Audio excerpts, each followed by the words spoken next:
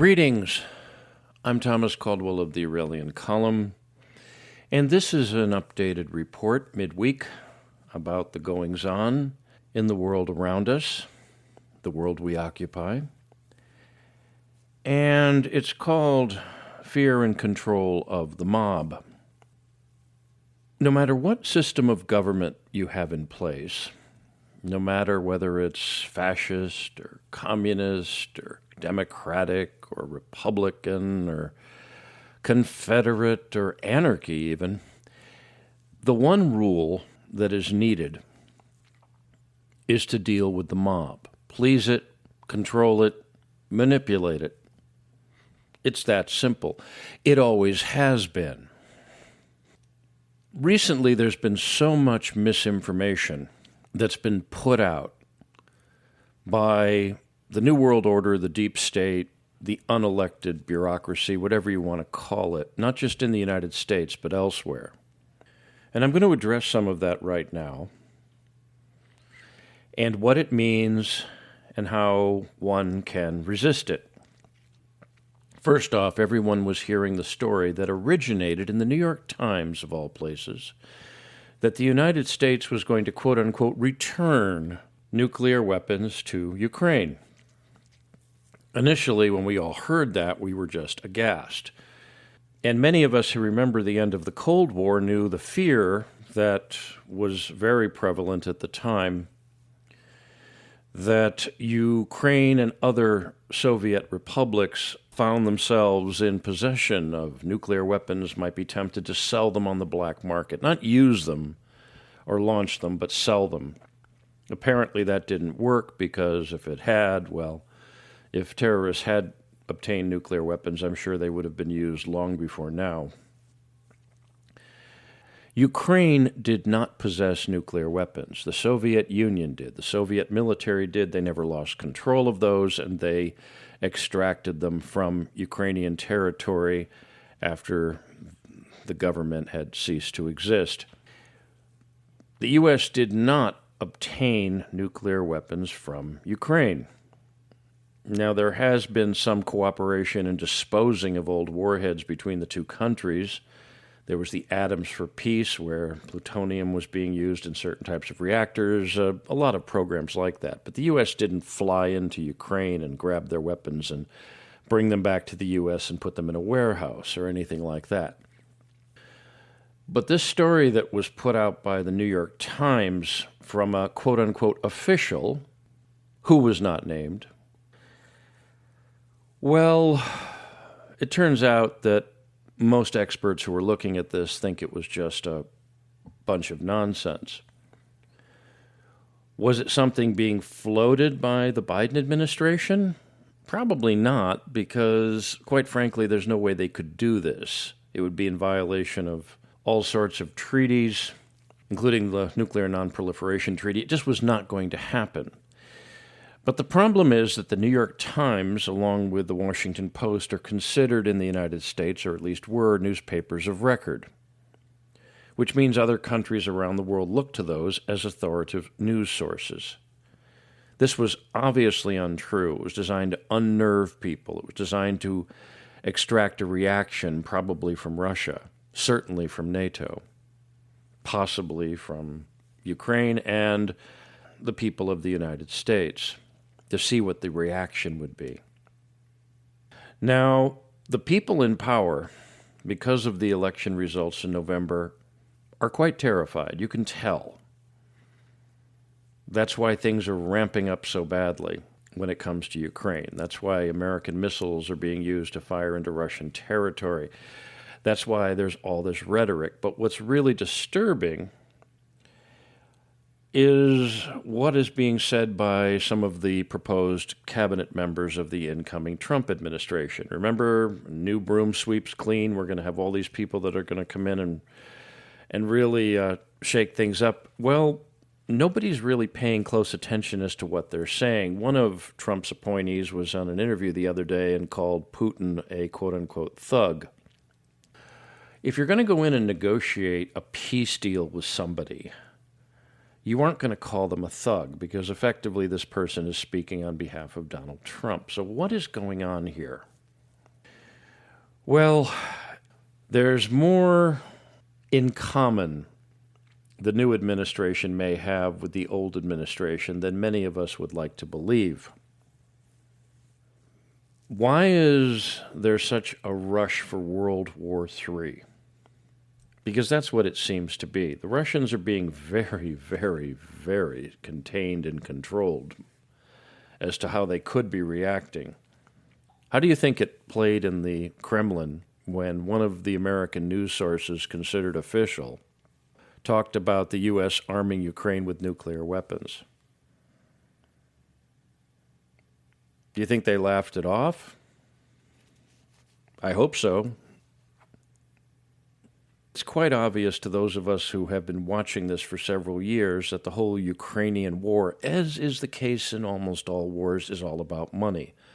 Another $24 billion over the last day, the Biden administration says they want to send to Ukraine. $24 billion. How much is that now? How many hundreds of billions of dollars the U.S. doesn't have? Or if it did have, could do wonders for the United States. Does anyone with a triple-digit IQ or even a high double-digit IQ believe that that money is not going to be kicked back somewhere? Some foreign news sources are saying it's going right back to the Democratic Party. I tend to think that's not exactly the case. It's certainly going to people in the United States.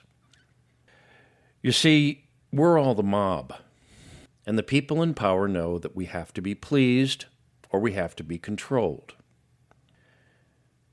We are certainly being manipulated. How many of us this coming Thanksgiving are going to be talking about the potential for nuclear war? More than you would think. Here's the way you deal with this, folks. First off, anybody watching television right now, I would urge you to stop. I mean, you can look at some things online, some videos, but television programming is called programming for a reason. It does affect your brain, physically affects your brain differently than other forms of information intake. The other thing is not to just say you don't believe this, you don't believe that, you believe this, you believe that. Because unless you have first-hand information, you really don't know. Traditional journalism was out to separate the wheat from the chaff, so to speak, and determine what's real and what isn't, which is why it was always important to have the most accurate story, not the quickest to the wire back in the day. The key is not to believe or disbelieve. The key is not to react the way they want you to react. Reaction is inherently something that is uncontrolled. But when you act, when you initiate something, that's what they don't want. A mob does not think like a human being. This is something out of basic social science studies, which I'm not really sure if they teach in school anymore. Mobs operate differently than individuals. Individuals operating in unison are not mobs. Mobs are a lot like locusts. The difference between a grasshopper and a locust is a grasshopper and a mob. Now, in the coming days and weeks, months, and I'm sorry to say probably years, there is going to be an increasing amount of misinformation, actions which people can't relate to, all sorts of propaganda designed not just to misinform you so that you'll do something that the powers that be want, but designed to exhaust you. Remember, when they do interrogations of people, it's not ripping out your fingernails or sticking electrodes to certain parts of your bodies that really gets people to talk. It's exhaustion.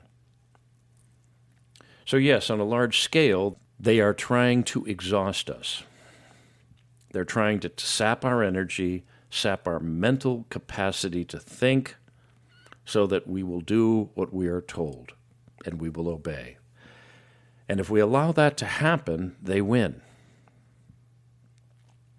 So the first rule of order with what you're seeing now is whenever you see any news coming out, anything, don't immediately react. And don't get into any debates over things you really have no power over. Thanksgiving is notorious for people to sit down and share a wonderful meal here in the United States while talking about politics or world affairs or how to solve the problems of the Middle East or Europe or South America or what have you. In reality, the average person has no power, at least on a large scale. So worrying about and trying to concern yourself with, or trying to come up with the solution to something that you have no ability to deal with, well, it's an interesting mental exercise, but that's all.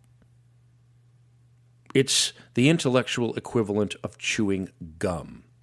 Yeah, it keeps your mouth busy, but you're not really putting anything into your stomach. So take in what's going on, but do not react to it. Instead, act. Start dealing with people on a face-to-face level. And don't talk about everything going wrong in the world. Start thinking about what you can do right in the world at a local level.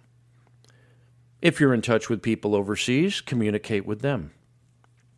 I've been doing that quite a bit. I have friends all over the world, and they know my view on things, and they know that not all Americans are fools that blindly follow what their government wants to do, and that many of us think that what the government's doing now is quite insane when it comes to foreign policy. At the end of the day, human beings really do get along with each other if they're given the opportunity. But remember what I've said before on many occasions. Energy is what you do not want to waste. And noise without a purpose is a waste of energy. So this holiday, Thanksgiving, and for those of you around the world, whatever you're doing, just remember that they want the mob, because the mob can be controlled as a single organism. You don't want to be a mob. You want to be an alliance of intelligent, educated, informed individuals. Because you cannot cut the head off of a swarm of bees. That's it for today. If you appreciate my work, please like and subscribe, and please consider a paid subscription or a donation to my equipment drive right now. That is needed. I welcome feedback, commentary, suggestions, and just, if you want to drop a line, I'm cool with it. I can be reached at feedback@aureliancolumn.com. That's feedback@aureliancolumn.com. I'm up on X. My handle there is MICCAMPEN. That's MICCAMPEN. You can find the Aurelian Column up on Telegram, and a few other places on social media, not Facebook, never Facebook. Have a great holiday if you're an American celebrating Thanksgiving. Be good, be safe, be vigilant, and remember, Clown World and the Deep State must be destroyed. Good day.